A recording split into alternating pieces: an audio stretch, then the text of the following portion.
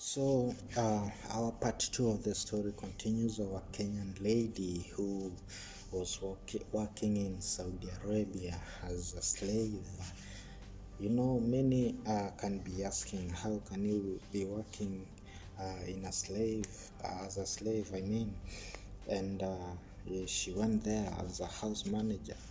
I came to realize as I communicate with them, there are those who, fortunately, they go and find a good boss. Of course, them they don't complain, but to them who goes there as a slave, of course, it is a process whereby the agencies trick these ladies. They take them for a training.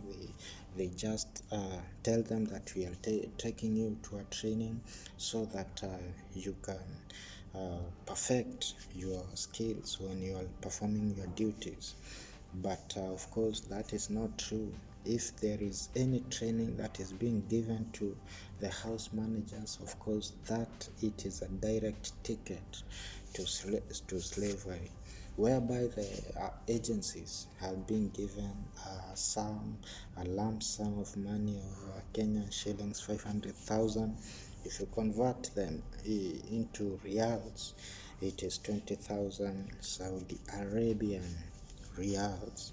So the lady, it forced the lady to go back to her former employer because she didn't have the 20,000 shillings. So she continued. She continued with her duties. Of course, the suffering persisted, and of course, because there is no any other option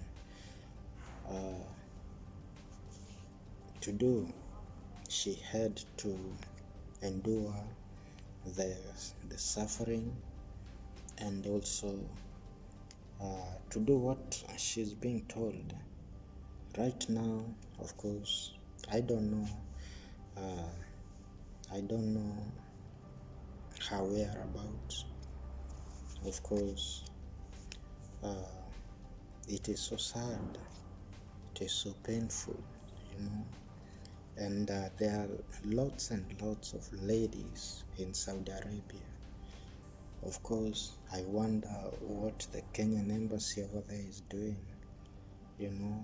When you come to Qatar is different. The Kenyan embassy, it is working there.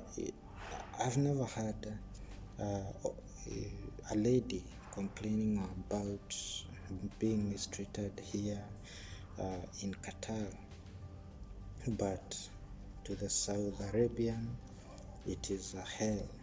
But of course, there are those ladies who go there, they fall onto good hands.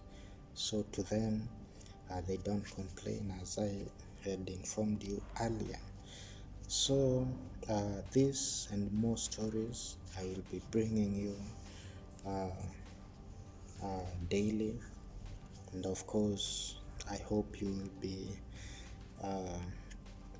happy, and of course, you'll enjoy listening to these stories, as maybe the Kenyan government will pull up their socks, of course, do something.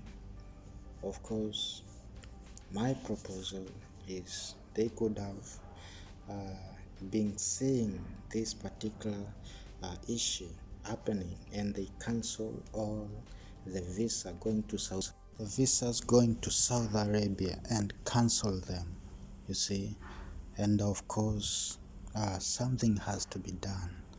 So that was the part two of the story. The ladies are crying for help, so just be tuned in.